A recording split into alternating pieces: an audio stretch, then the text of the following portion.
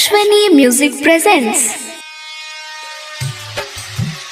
प्यारे कोई हमर कोट के बदनाम हो डीजे विकास बदनाम हो प्यारे कोई हमर कोट के बदनाम हो बदनाम हो ऐसन कौमी का रोहे बोला जान हो ऐसन कौमी का रोहे बोला जान हो प्यारे गैलू हमर के बदनाम हो प्यारे गैलू हमर के बदनाम हो अब रोइले हम सुबह शाम हो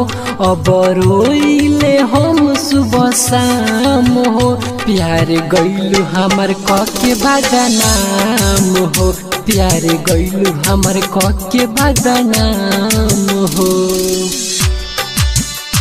प्यारे गैलू हमर के बदनाम हो बदनाम हो प्यारे गैलू हमर के बदनाम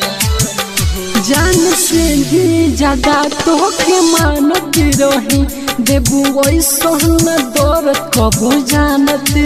रही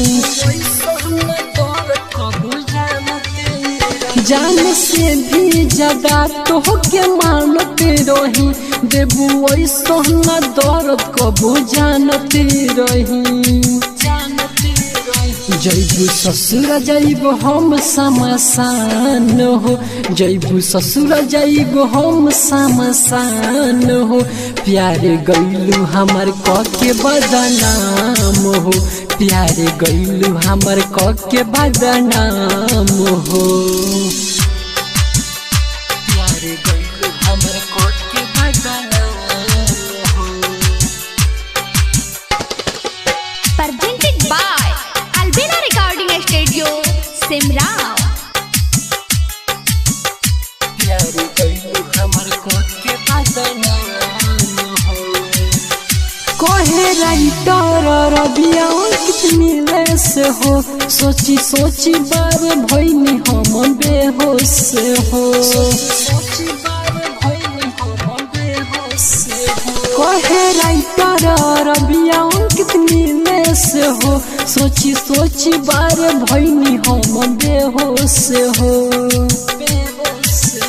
मेहंदी खून के रचै लिखी नाम हो मेहंदी खून के रचै लिखी नाम हो प्यार के हमर गैलू बदनाम हो प्यार गैलू हमर के बदनाम हो।